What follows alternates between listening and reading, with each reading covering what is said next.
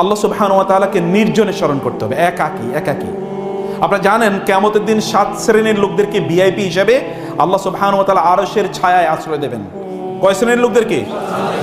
এর মধ্যে একজন হচ্ছে ওয়ারাজুলুন যাকারাল্লাহ খালিয়ান ফাফাদাত আইনাহু, এমন একদল লোক যারা নির্জনে নিবৃতে একাকী তখন আল্লাহর কথা স্মরণ করে তার চোখ থেকে পানি পড়েছে। আপনার জীবনে এরকম কোনো ঘটনা আছে কিনা বলেন? যদি না থাকে তাহলে ইউ শুড ক্রাই, কান্দা দরকার আপনাদের। এই কারণে কাঁদা দরকার যে আমি একা কাঁদতে পারলাম না। একা কাঁদতে হবে যখন কেউ দেখবে না। ঘরের দরজা বন্ধ করেন, দরজা বন্ধ করে 2 রাকাত নামাজ আদায় করে হাত তুলে আল্লাহকে বলেন, আল্লাহ গুনাহ করছি, মাফ করে দাও, আমি তোমার বান্দা, আমি তো ভুল করব, তুমি তো মাফ করো, তুমি মাফ করে দিয়া হাইয়ু ইয়া কাইয়ুম আস্তাগফিরুল্লাহ আল্লাযী লা ইলাহা ইল্লা হুয়াল হাইয়ুল কাইয়ুম ওয়া আতুবু ইলাইহি। আল্লাহকে বলেন, হে আল্লাহ তুমি ক্ষমা করে দেবা, আমি গুনাহ করেছি, আমার সবগুলো গুনাহ মাফ করে দাও, আমার এই প্রবলেমটা তুমি সমাধান করে দাও, আমার এই সমস্যা সমাধান করে দাও। দরজা বন্ধ করে কাঁদেন। এই যে মুরব্বীরা ওই রাস্তার ঘাটে বাজারে দোকানে বৈশা কইলে কারো লাভ হবে না। এই যে ইয়াংরা ফেসবুকে লিখলে কোনো কাম হবে না। এগুলো শোনার কোনো মানুষ নাই। আজকে যার কাছে বলেছেন ওই লোক আপনার আগামীকাল উঠে দিয়ে আপনাকে খোটা দেবে, আপনার বিপদে যাবে। কিন্তু যিনি আপনার সমস্যা সমাধান করতে পারেন তাকে বলেন, চোখের পানি ফেলে তাকে বলেন। দেখেন চোখের পানি ফেলতে দেরি, কিন্তু আপনার ওই সমস্যার সমাধান হতে দেরি নাই। সমস্যা সমাধান করতে পারেন কে? আল্লাহ সুবহানাহু ওয়া তাআলা। তায়েফের ময়দানে রাসূল সাল্লাল্লাহু আলাইহি ওয়াসাল্লামকে লোকেরা কি পরিমাণ অত্যাচার করলো, তাকে অত্যাচার করে তার এই ছোট, তিনি গেছেন তায়েফের লোকদেরকে দ্বীনের কথা বলতে, ইসলামের কথা। উনি তো কোনো টাকা পয়সা চায় না, চাইছেন কোনো টাকা পয়সা চাইছেন? হে লোকেরা, ইয়া কওমি লা আসআলুকুম আজরা আম মিন মাগরামিন হুম মুসকালুন আম তাসআলুহুম আজরান ফাহুম মিন মাগরামিন মুসকালুন। আল্লাহ তাআলা কোরআনে বলছেন, আপনি কি ওদের কাছে টাকা পয়সা চাচ্ছেন নাকি যে ওরা এই টাকা পয়সা দেওয়ার ভয়ে আপনার বিরোধিতা করছে? আপনি তা চাচ্ছেন না। আম লাহুম কিতাবুন ফিহি ইয়াদরুসুন, আল্লাহ তাআলা কোরআনে স্পষ্ট করে বলছেন ওরা আসলে কি বলে, ওরা কেন বিরোধিতা করছে আপনার।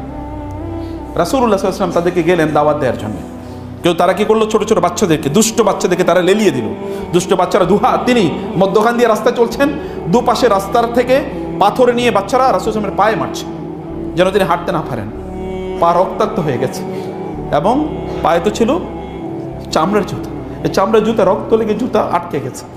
এত রক্তক্ষরণ হচ্ছে তিনি বেহুশ হয়ে পড়ে গেলেন। কিছুক্ষণ তার হুঁশ ছিল না। আদ্দাস নামক এক খ্রিস্টান কৃতদাস এসে রাসূল সাল্লাল্লাহু আলাইহি ওয়াসাল্লামকে একটু পানি এবং খেজুর আঙ্গুর দিলেন। তিনি একটু খেলেন, তার একটু হুঁশ ফিরে আসলো। তিনি খাওয়ার সময় বললেন বিসমিল্লাহ। কি বলে খেলেন? বিসমিল্লাহ। আদ্দাস বলল, আপনি বিসমিল্লাহ বলে খাচ্ছেন, আপনি কে? বলে তুমি কে? বলে আমি আদ্দাস। তোমার বাড়ি কই? বলে আমার বাড়ি তো নিনা নামক জায়গায়। নিনা মানে হচ্ছে এটা ওই যে আপনার মানে ইরাকের কাছাকাছি একটা নিনা নামক জায়গায়। এখান থেকেই ইউনূস আলাইহিস সালামের নাম হচ্ছে যুন্নুন। তো বলে যে অথবা নুন মানে হচ্ছে মাছ, বড় মাছ। তো নিনা নামক জায়গায়। বলে ও নিনা, তুমি তো নিনাতে তো আমার ভাই ইউনূস আলাইহিস সালামের জন্ম হয়েছে, উনি তো ওইখানকার নবী। বলে আপনি তাকে চেনেন? বলে কেন চিনবো না, আমিও নবী উনিও নবী, আর আমরা নবীরা ভাই ভাই। বলে আপনি কে? বলে আমি তো নবী, আল্লাহ তাআলা এই উম্মার জন্য আমাকে পাঠিয়েছেন। বলে তো আমি তো আপনারই খুঁজতেছি। এবং সাথে সাথেই রাসূল সাল্লাল্লাহু আলাইহি ওয়াসাল্লাম 2 হাতে সে চুমু দেওয়া শুরু করলো এবং চুমু দিয়ে বললো যে আপনি আমার মুসলমান বানিয়ে দেন। আদ্দাস কৃতদাস। আপনারা কৃতদাস কে? একজন আছেন নাকি এখানে কৃতদাস? একজন আদ্দাসের সমান হতে পারেন না আপনারা? আমরা মুসলমানদের আমাদের ইমানের লেভেল দেখেন।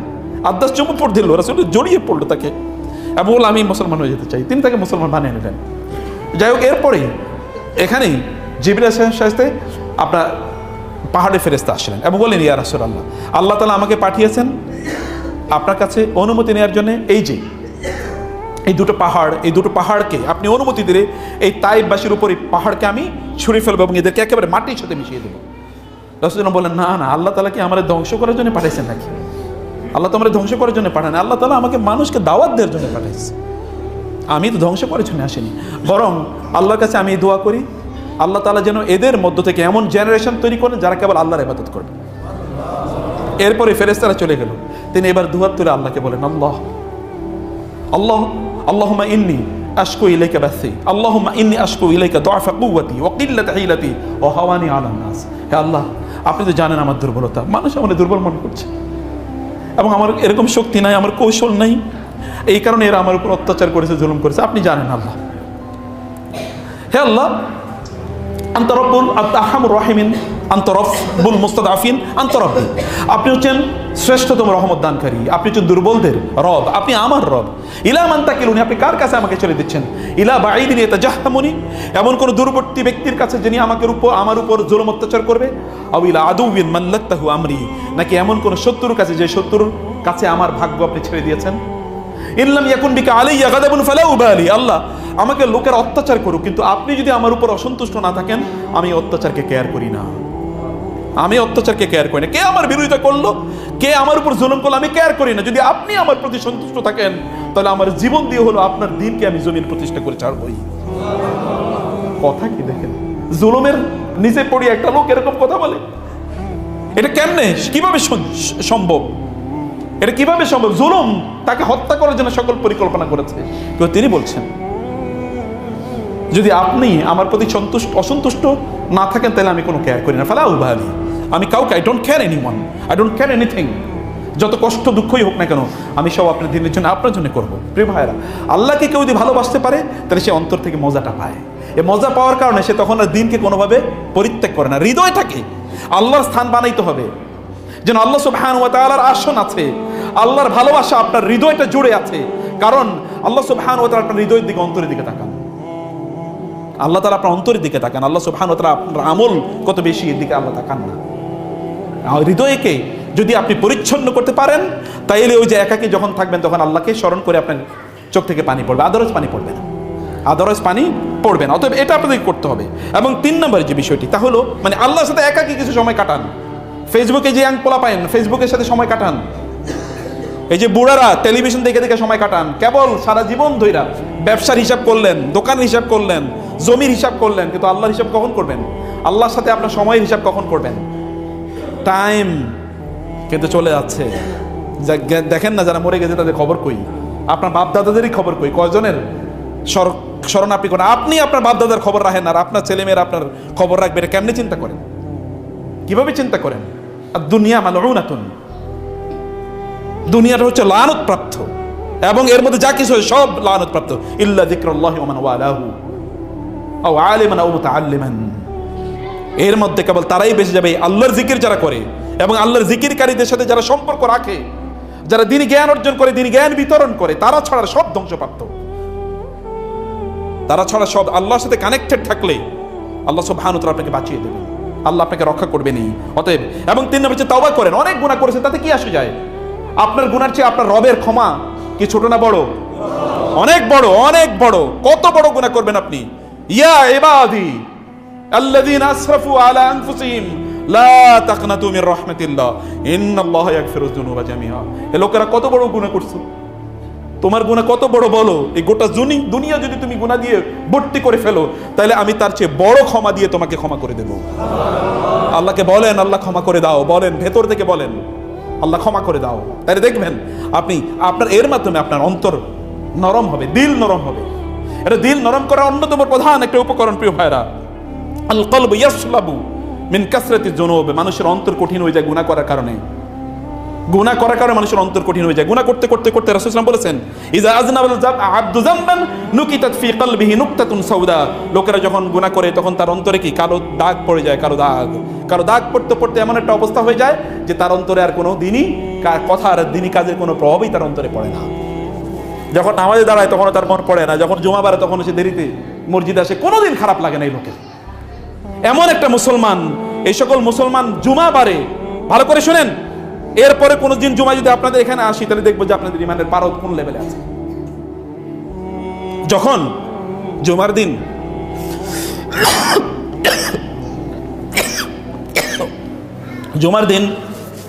যখন জুমার আজান হয়, ফেরেশতারা কি করেন? ভালো করে শুনবেন, আপনাকে আমার কথা শুনতে পাচ্ছেন, বুঝতে পারছেন? জুমার যখন আজান হয়, আজান হওয়ার পর অন্য সকল কাজ করা নিষিদ্ধ, হারাম সব কাজ করা। ওয়াজারুল বাই, ব্যবসা বাণিজ্য, এঙ্গেজমেন্ট, বিজনেস অ্যাক্টিভিটিস যত যা আছে সব বন্ধ। দৌড়াইতে হবে কোথায়? ফাসাউ, দৌড়াও, সাই, দৌড়ানো, ইলা যিকরিল্লাহ, খুতবা শোনার জন্য। ওয়াজারুল বাই, ব্যবসা বাণিজ্য বন্ধ করো। যালিকুম খায়রুল লাকুম, এটা তোমাদের জন্য উত্তম। ইন কুনতুম তাআলামুন, যদি জ্ঞান থাকে, বুদ্ধি থাকে, তাহলে এটা তোমাদের জন্য উত্তম। অথবা এখানে চলে আসতে হবে।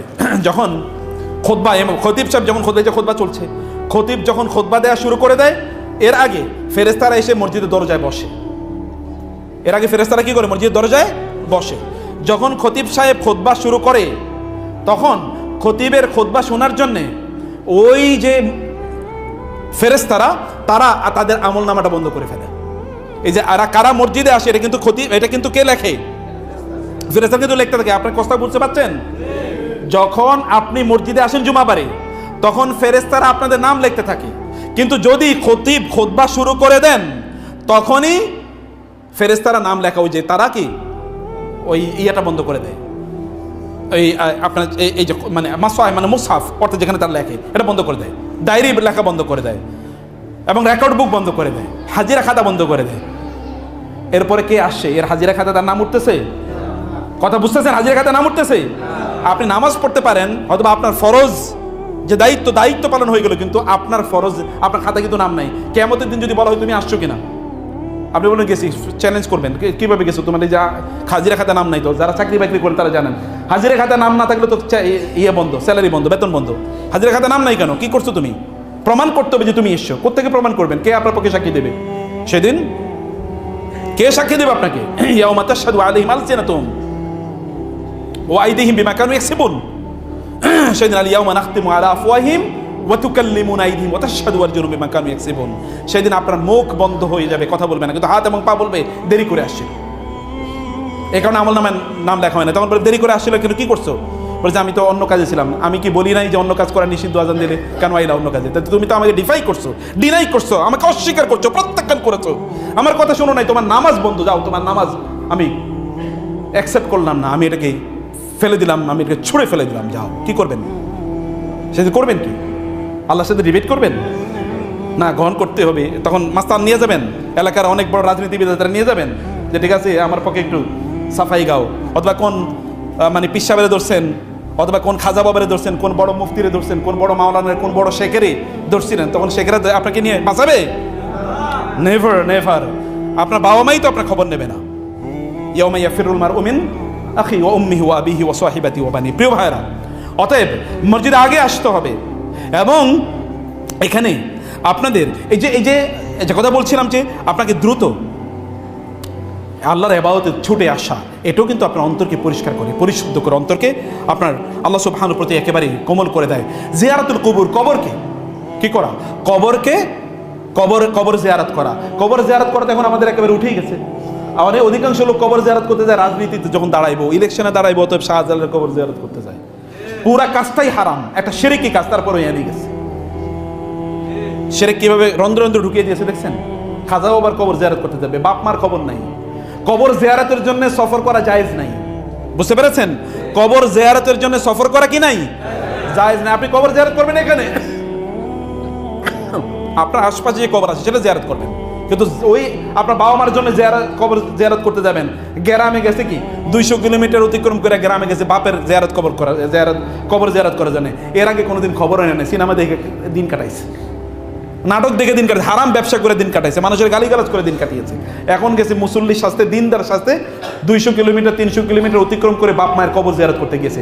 কবর জিয়ারত তুমি ডেইলি করবা, প্রতিদিন বাবা মার জন্য দোয়া করবা, রব্বির হামহুমা। এটা কি কবর জিয়ারতের সাথে সম্পৃক্ত? কবর জিয়ারত করলে কি ওই কবরবাসীর কোনো লাভ আছে? কবর জিয়ারত করবে ব্যক্তি তার নিজের জন্য। কবর জিয়ারত করলে আপনার ঈমান বাড়বে, আখিরাতের কথা মনে পড়বে, অন্তরটা নরম হবে। এই কারণে কবর জিয়ারত করবেন আপনার জন্য, কবরবাসীর জন্য দোয়া করার জন্য কবরের কাছে যাওয়ার প্রয়োজন নাই। বুঝতে পারছেন কথা?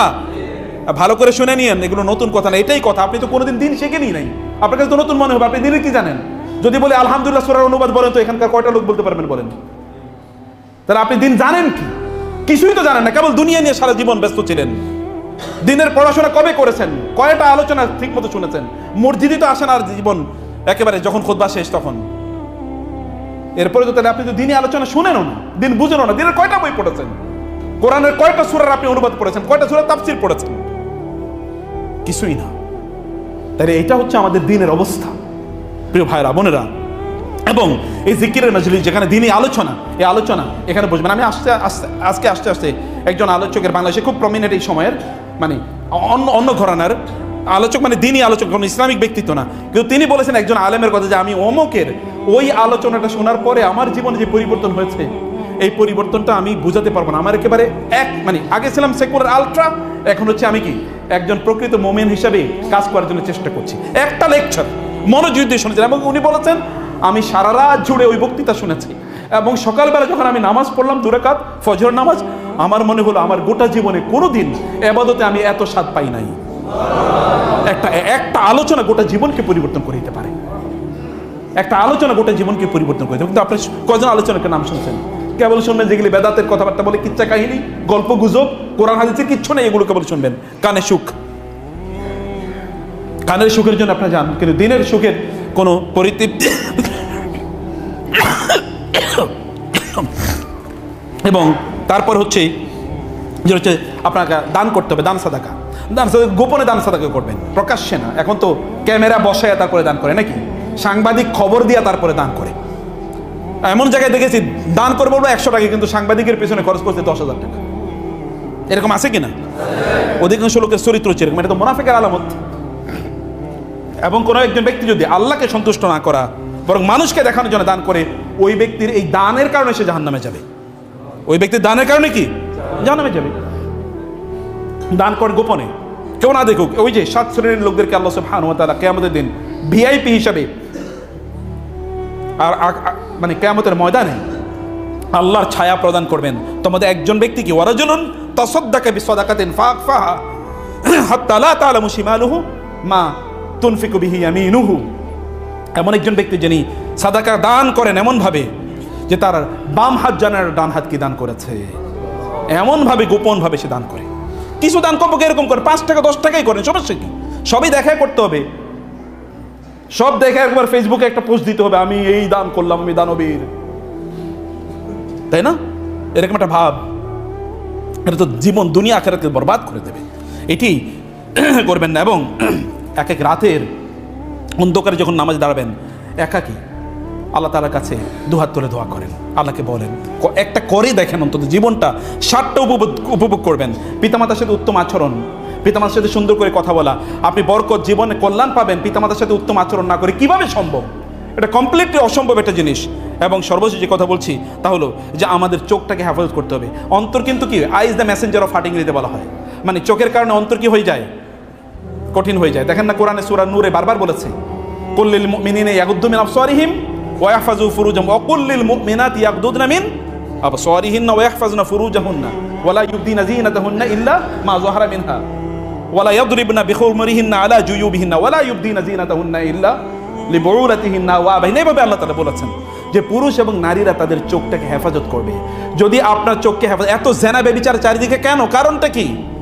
এই যে এখনকার ছেলেমেয়েরা, আপনারা এলাকায় মুরব্বী থাকতে এখানকার পোলাপাইন কিভাবে একটা ছেলে একটা মেয়ে বিয়ে করে না, এখন একজন আরেকজন কি কিন্তু তারা এখানে রাস্তায় হাত ধরে ধরে হাঁটে, কিভাবে সম্ভব? এখন থেকে 50 বছর আগে তো কেউ চিন্তা করতে পারেনি, এখন থেকে 40 বছর আগেও কেউ চিন্তা করতে পারে, 30 বছর আগেও কেউ চিন্তা করতে পারেনি। আমি যখন পড়াশোনা করেছি, অনেক বেশি আগের কথা না, আমি ধরেন ইউনিভার্সিটি পাস করছি এখন থেকে 25 বছর আগে, 24 বছর আগে। তো সেই সময় দেখেছি, আমি ইউনিভার্সিটি দেখি নাই, আমার সাথে যারা পড়েছে একটা মেয়ের চেহারা আল্লাহর কসম আমি মনে রাখি না, এবং একজনকে দেখছি এরকম কোনো রেকর্ড নেই।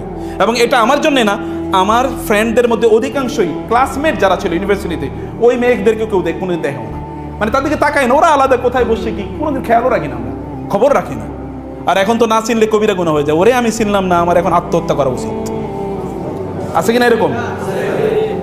এই যে ইয়াং ছেলেরা আছে, এলাকার কোনো মেয়ে যদি এই ছেলেটার ব্যাপারে এই ছেলেটা ভালো, তাহলে আমি কি বললাম, এলাকার সব মেয়ে বলবো ওর খারাপ একটাও নেই, কারণ সবার সাথে তারা অলরেডি ফেসবুকে এবং মেসেঞ্জারে কথাবার্তা আদান প্রদান হয়ে গেছে। এইরকম একটা পরিস্থিতি আমরা যাচ্ছি, সেটা আইয়ামে জাহিলিয়াতের হচ্ছে ভয়াবহ অবস্থা।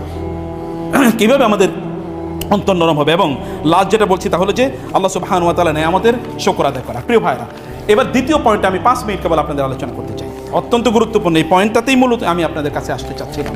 তা হলো আমরা আল্লাহ রাসূল সাল্লাল্লাহু আলাইহি ওয়াসাল্লাম এতক্ষণ পর্যন্ত যা বললাম, এই সব কিছুই রাসূলুল্লাহ সাল্লাল্লাহু আলাইহি ওয়াসাল্লামের সুন্নাহ, রাসূল সাল্লামের পদ্ধতি, তার জীবন পদ্ধতিটা অনুসরণ করা, তাকে রাসূলুল্লাহ সাল্লাল্লাহু আলাইহি ওয়াসাল্লামের সাহাবীদের ব্যাপারে আল্লাহ তাআলা কোরআনে বলেছেন, ক্বালু সামি'না ওয়া আতা'না, আমরা শুনলাম এবং আমরা কি মানলাম, আমরা শুনলাম এবং আমরা মানলাম। এটা সাহাবায়ে কেরামের বৈশিষ্ট্য ছিল।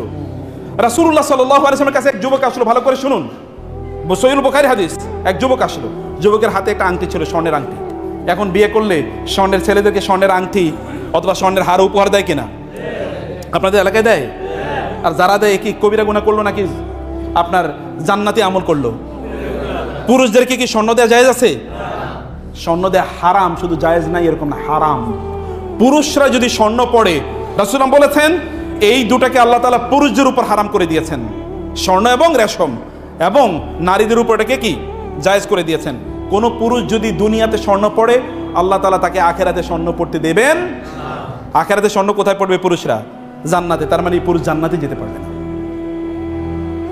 রাসূল সাল্লাল্লাহু আলাইহি ওয়াসাল্লামের থ্রেট, কিন্তু এখন পুরুষরা পড়ে কিনা বলেন? বিয়ে করছে, একটা স্বর্ণের আংটি হাতে না থাকলে কেমন দেখায়? একটা স্বর্ণের মানে কি বলে চেইন যদি গলায় না দেয় তাহলে কেমন দেখায়? বিয়ে করছে, দেখাইতে হবে না? আর আমরাও তো একেবারে একটা স্বর্ণের আংটি একটা গিফট করি ছেলেরে। আপনি যা করছেন এটা হারাম করছেন, ওকে হারাম কাজে আপনি উদ্বুদ্ধ করলেন। রাসূলের কাছে একজন ইয়াং ম্যান আসলো, তার হাতে একটা স্বর্ণের আংটি। রাসূল সাল্লাল্লাহু আলাইহি ওয়াসাল্লাম সরাসরি বললেন না, কেবল এতটুকু বললেন, ইয়া আমিদু আহাদুকুম ইলা জামরাতিন মিনান নার, তোমাদের মধ্যে কেউ একটা জাহান্নামের অঙ্গার হাতে পড়ে এসেছে, এতটুকুই বললেন। ওই সাহাবী তিনি ছিলেন পেছনে, সাথে সাথে আঙ্গুল থেকে এই আংটিটা বের করে তারপরে ছুঁড়ে ফেলে দিয়েছেন। আলোচনা শেষ, রাসূলের তার এখানকার মাওয়াইজা মানে ওয়াজ শেষ, সাহাবায়ে কেরাম সব চলে যাচ্ছেন, রাসূলও চলে গেছেন। একজন বলে, এই যে তোমার আংটি নেবে না? বলে কেন?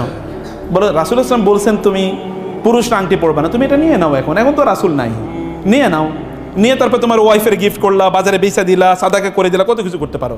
তিনি বলে, আল্লাহর কসম, আল্লাহ রাসূলের সামনে যে জিনিস আমি ছুঁড়ে ফেলে দিয়েছি ওইটা আমার মৃত্যু হলো আমি কোনোদিন ধরবো না। ইমানের লেভেল দেখছি। আর আমরা তো এখন টাকা পয়সা কিছু পড়িয়া থাকলে বলে, আচ্ছা নেই, নিয়ে এরপরে মসজিদে দিয়ে দেবো, এরপরে মসজিদে দেওয়ার নামে কয়েকদিন খাই, আচ্ছা পরে দিব না, আচ্ছা পরে দিব না, আচ্ছা পরে দিব না, এরপরে কবর পর্যন্ত আর দিই না। আছে কিনা মুসলমান এরকম? এক লোকে ওই যে দোয়া করতে করতে বলছে এক মহিলার নাকি টাকা হারিয়ে গেছে, তো টাকা হারিয়ে যাওয়ার পরে দোয়া করছে যে আল্লাহ আমার টাকার যেন কোনো হুজুরে না পায়, কোনো মুফতি সাহেবকে যেন না পায়। অন্যরা দুষ্টুমি করে বলছি, বলে তো আরেকজন বলছে কি ব্যাপার আপনি এই দোয়া করলেন কেন? বলে অন্য কেউ পাইলে হয়তো বা ধরবে না, বা ধরলেও ভয়ে নেবে না, আর হুজুর তো পাওয়ার পরে এটা একটা মাসালা দেবে যেটা খাওয়া যায়, ঠিক আছে, কোনো একটা সিস্টেম করে খাইয়া ফেলাইব, উনি যেন না পান। না, উনি হয়তো বা খাবেন না বটে, হয়তো বা নিয়ে মসজিদে দেবেন, সাদাকা মানে মসজিদে দেয় না, তিনি মসজিদে মাদ্রাসায় দেবেন অথবা ইয়াতিমদেরকে দেবেন। আমি বলছি যে মানুষের পারসেপশনের লেভেলটা এরকম, আমরা এটাই করি, মুসলমানরা এই কামটাই করে। মাঝে মাঝে দেখবেন ওই যে সৌদি আরবে অথবা দুবাই অথবা আমেরিকাতে বাংলাদেশি একজন মুসলমান ড্রাইভার কি তার প্যাসেঞ্জার রেখে যায়, ওই এলাকায় একটা আমানতদার লোক আছে, আর সব কি বেঈমান, বেআমানতদার, সব খেয়ানতকারী, অধিকাংশ লোকের খেয়ানতকারী, কারো কোনো খেয়ানত নেই, আমানত নাই, সব খেয়ানতকারী। প্রিয় ভাইরা, রাসূলুল্লাহ সাল্লাল্লাহু আলাইহি ওয়াসাল্লাম সাহাবায়ে কেরামরা রাসূলের কথা শুনেছেন। একবার আব্দুল্লাহ ইবনে ওমর রাদিয়াল্লাহু তাআলা একদিক দিয়ে যাচ্ছিলেন, একজন ব্যক্তি তিনি এক জায়গায় বসে, আমরা যখন পুকুরের কাছে বসে ছোট ছোট ডিল নিয়ে এরপরে ছুঁড়ে ফেলি, উনিও ডিল ছুঁড়ে ফেলছিলেন। আব্দুল্লাহ ইবনে ওমর বললেন এটা করো না, এটা করা রাসূল নিষেধ করেছেন। তারপরে তিনি আরেকবার ছোড়ার পরে তিনি বললেন রাগান্বিত, এটা ছোড়া কিন্তু হারাম না, কারণ ওইখানে কেউ নাই। বলে আমি তোমাকে বলেছি রাসূল সাল্লাল্লাহু আলাইহি ওয়াসাল্লাম নাহা রাসূল আনিল কাযাফি, রাসূল সাল্লাল্লাহু আলাইহি ওয়াসাল্লাম এইভাবে ডিল ছুঁড়তে নিষেধ করেছেন, তারপরও তুমি এই কাজটা করলা, আল্লাহর কসম তোমার সাথে আমি কথা আর কখনো বলবো না, তুমি আল্লাহ রাসূলের কাজ অমান্য করেছো। আপনি ফতোয়া দিতেন এটা কি ফরজ, ওয়াজিব, নফল, হারাম কোনো কিছু? সাহাবায়ে কেরামরা কোনো ফতোয়ার ধারদারি দাঁড়তেন না, কোনো ফতোয়ার ধার না। আল্লাহ রাসূল বলেছেন ব্যাস, রাসূল বলেছেন আর কোনো কথা নাই। আব্দুল্লাহ ইবনে ওমর রাদিয়াল্লাহু তাআলা তিনি এক জায়গায় দিয়ে যাচ্ছিলেন, হঠাৎ করে তিনি তার মাথাটা একটু নিচু করেন, তিনি তখন অন্ধ, বৃদ্ধ অবস্থায় তিনি অন্ধ হয়ে গেছিলেন। বৃদ্ধ লোকের অনেকেই চোখে দেখে না, তখন তো আর এত উন্নত চিকিৎসা ছিল না, তিনি চোখে দেখছেন না, কিন্তু তিনি মাথাটা একটু নিচু করলেন তার ওঠ থেকে। লোকেরা বলেন আপনি কেন মাথা নিচু করলেন? এখানে তো কিছু নাই। বলে না, রাসূলের যুগে এখানে একটা গাছের ঢাল ছিল, যখন রাসূল সাল্লাল্লাহু আলাইহি ওয়াসাল্লাম ওই দিক দিয়ে একদিন গিয়েছিলেন তখন তিনি একটু মাথাটা নিচু করেছেন। আমার ওই কথাটা এখনো মনে রাখছি। আমার মনে হচ্ছে যে এইরকম ডাল যদি থাকে, নাও থাকে, রাসূল তো মাথা নিচু করছেন, এই কারণে আমি নিজেও মাথাটা নিচু করে দিলাম। ইমানের লেভেল, ইবাদতের লেভেল কোথায় দেখেছেন? ইবাদতের লেভেল কোথায়? এইটা হচ্ছে ইবাদত। এখন আমরা তো ফতোয়া খুঁজি, এটা ফরজ নাকি ওয়াজিব নাকি নফল নাকি সুন্নাহ। প্রিয় ভাইরা, যেমন এই যে খুতবা এতক্ষণ আপনাদের মাথায় কেবল ঘুরতেছে, আমাদের সুন্নত পড়তে দিবে কখন? মাথায় ঘুরতেছে নাকি কি রে ব্যাপার, সুন্নত পড়লাম না করো, তাহলে কেমন হচ্ছে? প্রিয় ভাইরা সমান দেবে, আপনার তো সুন্নত পড়ার কথা আগে, খুতবা শুরু হওয়ার পরে আবার সুন্নত কিসের? খুতবা শুরু যখন হয় তখন তো পরস্পরের সাথে কথা বলা যায় না। এমনকি আল্লাহ রাসূল বলেছেন তোমার সামনে যদি কোনো ধুলাবালি বা পাথর থাকে তাহলে তোমরা সেটা সরাতে পারবে না, মনোযোগ দিয়ে খতিবের কথা শুনতে হবে। তুমি এসছো তো এটা শোনার জন্য, মসজিদের জুমার দিন তো একটা প্যাকেজের নাম, একটা প্যাকেজ, কেবলমাত্র দুরাকাত নামাজ না, তার আগের খুতবাটা ওই নামাজের মতোই ফরজ। আপনি খুতবা কবে শুনবেন? তাহলে আপনি অর্ধেক শুনবেন, বাকি অর্ধেক না। এর আগে বলছি আপনার আমল নামে আপনার নামই লিস্ট হয় না যে আপনি উপস্থিত ছিলেন, তাহলে আপনি কিসের ইবাদত করছেন?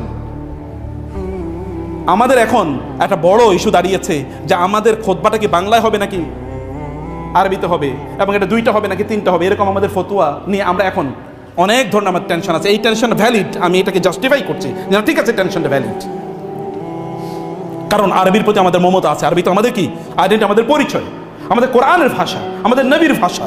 আল্লাহ তাআলা এই ভাষায় কোরআন নাযিল করেছেন, লিসানান আরাবিয়্যা বিলিসানিন আরাবিয়্যিন মুবিন, কোরআনান আরাবিয়্যান গায়রা যী ইওয়াজিন। কোরআনের ভাষা আরবি ভাষা, আরবির প্রতি আমাদের ভালোবাসা আছে। যখন মিম্বরে আমরা যদি আরবির আওয়াজ যদি না শুনি, তখন আমাদের মনটা কেমন যেন দপদপ করতে থাকে। আরবির প্রতি আমাদের ভালোবাসা, এটা আমাদের আইডেন্টিটি, এটা উম্মার ঐক্যের পরিচয়। গোটা পৃথিবীর অধিকাংশ মুসলমানরা তারা আরবি ভাষায় কথা বলে। আরবিতে কোরআন এবং হাদিস, ইসলাম যদি আপনার জানতে হয়, তাহলে আরবি ভাষায় আপনাকে ভালো করে দক্ষতা অর্জন করতে। এভরিথিং ইজ ট্রু, সবই সত্য, এসব সত্য, কিন্তু আমাদের আরবির ভালোবাসা কেবল খুতবার সাথে সম্পৃক্ত, আর কোথাও নাই। আছে কিনা বলেন? আচ্ছা, আপনারা যদি এখন আমি বলি, আপনারা এখানে যারা মুরব্বীরা আছেন, 20টা কোরআনের সূরা মুখস্থ বলতে হবে, কজন পারবেন বলেন? 20টা সূরা আমি জানি না কজন বলতে পারবেন। আমি যদি বলি শুদ্ধ করে বলেন তো, একটা সূরা শুদ্ধ করে বলেন তো, অধিকাংশ লোক তো মাখরাজ সিফাত ঠিক মতো বলতে পারবে না। তাহলে আরবির ভালোবাসা কেবল কি এটাকে? আর আমাদের অঞ্চলে আমার আম্মা একটা গল্প বলতেন, গল্প বলতেন হচ্ছে ওইখানে লোহাগড় নামে একটা এলাকা আছে আমাদের চাঁদপুর ফরিদগঞ্জে, এটা খুবই ধনী ছিল। সরি, এটা যেহেতু এখন তো সব ইউটিউবে যায়, এখন যদি লোহাগড়ে লোকেরা শুনে যে তাদের বদনাম করছি, তাহলে যে আরেক সর্বনাশ, যে আমি নাম উজ্জ্ব করলাম। তারা খুবই ধনী ছিল। তো তাদের মা নাকি বলছে যে অনেকদিন বাবা গরুর দুধ খাই না, একটু দুধ নিয়ে আসো। এটা ছেলেদের প্রেস্টিজ লাগছে। মা এই কথা বললো, দুধ খাওয়াইলাম না, আমরা অন্যায় করছি নিজেদের উপর। এরপরে তারা কয়েকটা ড্রাম ভর্তি করে দুধ আনলো, আয়না ওই দুধের মধ্যে মারে চুবিয়ে রাখছে, মা খাও। কতক্ষণ পরে গেছে, মা যেন দুধ ভালো করে খায়, কতক্ষণ পরে গিয়ে দেখে মা মারা গেছে অলরেডি। কি মা দুধ খাইতে যায় মানে এত ওর মধ্যে চুবিয়ে রাখছে, মা তুমি যত পারো খাও, কিন্তু এর মধ্যে মা মারা গেছে। আমাদের ভালোবাসার উল্টা জায়গায়, যেটা ভালোবাসা করার কথা ছিল না, ওইটা ছিল ভালোবাসা। এখন তারা মার কাছে মাফ চেয়ে না, মা এখন থেকে প্রতিদিনই পাওয়া, এটা না করে ওরকম উল্টাটা করছে। আমাদের ভালোবাসা উল্টা জায়গায়, আমি যখন ইয়াংদের কাছে শুনি যে স্যার আপনারা যে লোক এই যে এতক্ষণ আরবিতে খুতবা দিন, আমরা তো একটা শব্দ বুঝি না স্যার, তাহলে করলাম কি? এই যে ধরেন আপনারা এই যে গত 40-50 বছর আরবি ভাষায় খুতবা শুনলেন, কেন আরবি ভাষা শিখলেন না এখনো?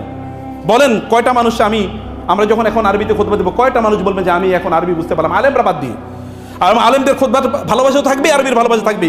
এই কারণে তারা আলেম, এই জন্য কারণে তারা দিনই মাদ্রাসায় পড়েছে এবং তারা পড়ছে, তারা পড়াচ্ছে। কিন্তু আপনারা কি ভালোবাসা দেখাইলেন? আপনারা কি ভালোবাসা দেখাইলেন? কয়টা দোয়া বলেন, আপনারা কয়টা দোয়া মুখস্থ করেছেন? আপনার আল্লাহর কাছে দোয়া করেন তো দেখি কয়টা আরবি দোয়া করতে পারেন যেগুলো রাসূল বলেছেন? অথবা কোরআনের কতটুকু আয়াত আপনি পড়েছেন তাদাব্বুর সহ, যে আমি কোরআনের আয়াতগুলো ভালো করে বুঝলাম? এটা হচ্ছে আরবির প্রতি ভালোবাসা। এই ভালোবাসা সত্যিকার অর্থে আমরা ডেভেলপ করেছি কিনা? এই ডেভেলপ যদি না করি, তাহলে বাকি যেই দাবি, এই দাবিটা কি একটা ফেক দাবি? এই দাবিটার কোনো জাস্টিফিকেশন নাই। প্রিয় ভাইরা, চলুন হ্যাঁ, আমরা অবশ্যই আরবিকে ভালোবাসবো। আমাদের নিজেকে চলেন এরকম একটা জায়গা উন্নত করি যে আমাদের খতিবরা যখন আরবিতে কথা বলবে, তখন যেন আমরা বুঝি। এবং আমাদের বাচ্চাদেরকে, এখন এখানকার কয়জন মানুষ আপনাদের সন্তানদেরকে মাদ্রাসায় পড়াইছেন? এখানে যারা মাদ্রাসায় পড়ে সব যেই এলাকার ছাত্র এরকম তো না, বাইরের ছাত্র আছে। অধিকাংশ মানুষই তো মনে করেন বাচ্চাদেরকে মাদ্রাসায় পড়ালে খাইব কি, এরকম একটা ভাব। তার জন্য এখন মাদ্রাসায় পড়ালে আমি অধিকাংশ মাদ্রাসার ছাত্রদেরকে জিজ্ঞেস করি, বা তোমার অবস্থা কি? বলে চিন্তা করতেছি চাকরি করবো কি। এবং এই কারণে আলিয়া মাদ্রাসায় যারা পড়ে, এরা আলিমের পরে আর মাদ্রাসায় ক্লাস করে না, তারা পার্ট টাইম চাকরি করে, মাঝে মাঝে মাদ্রাসায় যায়। আপনি যারা আলিয়া মাদ্রাসায় খবর জান, আমি যেহেতু আলিয়া মাদ্রাসার ছাত্র, আমি জানি অধিকাংশ মাদ্রাসায় যায় না ফাজিল কামালে। অধিকাংশ গ্রাম অঞ্চলে মাদ্রাসায় ফাজিল কামালে কোনো ছাত্রই নাই, ওরা এখন চাকরি করে, ব্যবসা করে, ইত্যাদি ইত্যাদি। তাহলে কিসের ভালোবাসা? এই ভালোবাসার দাবিতে আমরা এক ধরনের গোড়ামির মধ্যে আছি। প্রিয় ভাইরা, খুতবার মূল উদ্দেশ্য কি? আল্লাহ তাআলা বলেছেন, ওমা নুরসিলুল ওমা আরসালনা মিন বিরাসূলিন ওমা আরসালনা ফি কওমিন মির রাসূল ইল্লা বিলিসানি কওমিহি। আমি কোন জাতির মধ্যে যখন কোন নবী পাঠিয়েছি, ইল্লা বিলিসানি কওমিহি, আমি ওই জাতির লিউবাইয়িনা লাহুম, যেন তাদের কাছে তারা জিনিসটা স্পষ্ট করে উল্লেখ করতে পারে। ওমা আরসালনা মির রাসূলিন ইল্লা বিলিসানি কওমিহি, আমি কোন রাসূলই পাঠাই নাই, তবে তার জাতির ভাষায় পাঠিয়েছি। লিউবাইয়িনা লাহুম, যেন জাতির কাছে তার জিনিসটা স্পষ্ট করে উল্লেখ করতে পারে। এবং ইন্না আনজালনাহু কুরআনান আরাবিয়্যান লাআল্লাকুম তাকিলুন, আমি কোরআনকে আরবি ভাষায় নাজিল করেছি যেন তোমরা বুঝতে পারো। এখন আরবি ভাষায় নাজিল করছে বুঝতে পারার জন্য, আর আপনারা বলছেন আরবিতে এই কারণে বুঝতে পারি না। তাহলে আল্লাহর কথার সাথে কন্ট্রাডিকশন আছে আপনাদের। অতএব আমরা আমাদের খুতবাগুলোকে অবশ্যই মানুষের বোধগম্য ভাষায় খুতবার মূল বক্তব্যকে মানুষকে পৌঁছে দেয়া। অনেকে বলতে পারে তাহলে নামাজটা আরবিতে পড়েন, ভাই জিকির আজকার এগুলো অবশ্যই আল্লাহর ভাষায় পড়তে হবে। আমরা যখন খুতবা বলি তখন কি আমরা নিজেদের জন্য বলি নাকি মানুষের জন্য বলি? আর যখন নামাজ পড়ি তখন নিজের জন্য না মানুষের জন্য? নিজের জন্য। আমার নামাজ হচ্ছে ইযা কামা আহাদুকুম ইলা সলাতি ফাইন্নাহু ইউনাজি রাব্বাহু। কেউ যদি নামাজে দাঁড়ায় তখন আল্লাহর সাথে কথা বলে, আল্লাহ শোনেন। কিন্তু আমি যখন খুতবা দিই তখন কি আল্লাহর সাথে কথা বলি? খুতবা মানুষের সাথে কথা বলি, মানুষের ভাষায়। রাসূলুল্লাহ সাল্লাল্লাহু আলাইহি ওয়াসাল্লাম যেভাবে বলেছেন, আচ্ছা রাসূল কি এরকম খুতবা দিয়েছেন আজকে আমরা যেরকম খুতবা দিয়েছি? এই কথাগুলি তিনি বলেছেন না, এভাবে তো তিনি বলেন না, তিনি অন্য ভাষায় বলেছেন, তার ভাষায় তিনি বলেছেন। তিনি কিভাবে খুতবা দিয়েছেন, কয়টা খুতবা আমাদের জানা আছে? কিছুই জানা নেই। খুতবার বেসিক আরকানগুলো জানা আছে। তিনি কোরআনের, তিনি আল্লাহর প্রশংসা করতেন, তার উপর দুরূদ পড়তেন, এবং তিনি কোরআন আয়াত বলতেন, তিনি হাদিস কোট করতেন, মানে তার কথা কোট করতেন, এগুলো তিনি বলতেন, এবং অন্যান্য কথাবার্তাগুলো রাসূল সাল্লাল্লাহু আলাইহি ওয়াসাল্লাম বলতেন, এবং তার সকল কথাই কি মানে সুন্নাহ অর্থাৎ হাদিস, তার সকল কথাই। কিন্তু আমাদের তো সব খুতবা আমাদের মুখস্থ নাই, তখন কেউ লেখানো নাই কতগুলো খুতবা, কিছু আছে আমাদের জানা, আর আমরা তো সে কথাই বলি না। খুতবা এটা এক ধরনের ওয়াজের মতো। ওয়াজের ভাষা কোনোদিন কি না ইবাদত না। পাবলিক স্পিকিং কোনোদিন এটা ইবাদতের ইস্যু না। যখন আমরা আজকে যে কথাগুলো বললাম, এতক্ষণ বাংলায় বললে আপনারা কয়জন বুঝতে পারতেন? কয়জন বুঝতে পারতেন বলেন তো? আলেমরা ছাড়া বাদ দিয়ে বুঝতে পারতেন আপনারা? না। মানুষ সাইকোলজি বলে মানুষের নিজের ভাষায় যদি কথা বলে তাহলে মানুষের বেশি গ্রহণ করতে পারে, এবং মানুষের হৃদয়ে গিয়ে এটা আঘাত করে। অন্য ভাষায় বলে তা মানুষ বুঝতে পারে না অধিকাংশ সময়। সামটাইমস আমার ছাত্রদের সামনে আমি বাংলায় মানে আর ইংরেজিতে কথা বলার কথা, কিন্তু কখনো কখনো বাংলা কিছু টার্ম ব্যবহার করি, তখন তারা বলে স্যার এখন বুঝতে পারছি জিনিসটা, এর আগে বুঝতে পারিনি। This happens sometimes. তো আমাদেরকে ল্যাঙ্গুয়েজের এই ব্যারিয়ারটা না রেখে, যেমন এখানে খুতবা, আপনার খুতবার মধ্যে যে জিনিসগুলো থাকা দরকার, কোরআন এবং হাদিসের ব্যাপক পরিমাণ উদ্ধৃতি। দ্বিতীয় খুতবাটা পুরোটাই সম্ভব হলে আরবিতে, দোয়াগুলো সব আরবিতে, এটা করেন। আর বাকি কথাটা আপনারা এমনভাবে বলেন যেন মানুষ বোঝে না। আদারওয়াইজ যে হাজার হাজার প্রতি বছরে যদি 52টা খুতবা হয়, তাহলে 10 বছরে কি পরিমাণ খুতবা হয়েছে? 5,500 খুতবা হয়েছে। 5,500 খুতবার প্রভাব কই সমাজে? সমাজে প্রভাব নাই, মানে সমাজে প্রভাব নাই। বা 550 খুতবা সমাজে প্রভাব নাই। প্রভাব এই জন্য নাই, অথবা ধরেন 1000 খুতবা, প্রভাব এই জন্য নেই কারণ লোকেরা বুঝে না। যখন আমি অনেকেরই দেখি খুতবার সময় ঘুমায়, এবং বহুত লোকেরা বলছে আমার জীবনের সবচেয়ে ভালো ঘুমটা খুতবায় গিয়ে হয়েছে, মানে এর সে ভালো ঘুম আমি জীবনে কোনোদিন ঘুমাইতে পারি না, খুতবায় যেরকম ঘুম পায়। আবার অনেক লোক রাতের বেলা, জুমার দিন রাতে তারা ঘুমায় না, কারণ খুতবায় দিয়ে ঘুমাবে। এই কারণে আগের রাতের একটু কম ঘুমায়, কারণ খুতবায় গিয়ে ঘুমাবে। আপনারা হয়তো বা ঘুমাইতেন, আজকে আমি যদি মাঝে মাঝে দমক না দিতাম, অথবা ঘুমিয়ে পড়তেন যে আজকে একটু ভালো ঘুমিয়ে নেই, আজকে এটা ভালো দিন। মসজিদে ঘুমানো মানে, কারণ খুতবা তো শান্তির জায়গা হতে পারে বলে, হ্যাঁ আমার প্রচন্ড শান্তি, আমি জান্নাতে ছিলাম, এরকম একটা ভাব, এই কারণে আমার ঘুম চলে এসেছি। হ্যাঁ ভালো, আপনি ইসলামের কথা বুঝলেন না কিন্তু জান্নাতে চলে গেছেন। প্রিয় ভাইরা, খুতবাটাকে আপনারা প্রাণবন্ত করেন। এই মসজিদে আর রাসূলুল্লাহ সাল্লাল্লাহু আলাইহি ওয়াসাল্লাম দুটো খুতবা দিয়েছেন, আপনারা দুটো করেন। আপনারা বলবেন যে আগে একটা নসিহত করলাম। ভাই আপনি যখন নসিহত করেন তখন তো কেউ মসজিদে নাই, তাহলে আপনি কারে নসিহত করছেন? মানুষকে বলুন যখন মানুষ মসজিদ থাকবে। গোড়ামির কিচ্ছু নাই এর মধ্যে, অমুকে জিতে গেল আমি ঠকে গেলাম, এরকম কিচ্ছু নাই। আল্লাহর দিনকে জিতিয়ে দেন। মানুষ দিনটা ভালো করে বুঝুক, মানুষের ভাষায় মানুষের কাছে দিন প্রচার করা দরকার। আর বাকি কথাগুলো তো আমাদের কোরআন এবং হাদিসের উদ্ধৃতি থাকবেই। আল্লাহ সুবহানাহু ওয়া তাআলা যেন সাহাবায়ে কেরামের মতো এরকম জজবাওয়ালা মুসলমান আমরা হতে পারি, এবং আল্লাহর দিনকে আল্লাহর জমিনে আল্লাহর স্পিরিট এবং রাসূলের সাহাবীদের স্পিরিট নিয়ে যেন আমরা প্রতিষ্ঠা করতে পারি, দাওয়াতি কাজ যেন এভাবে করতে পারি। আল্লাহ সেই তৌফিক আমাদেরকে দান করুন। আল্লাহুম্মা আমিন।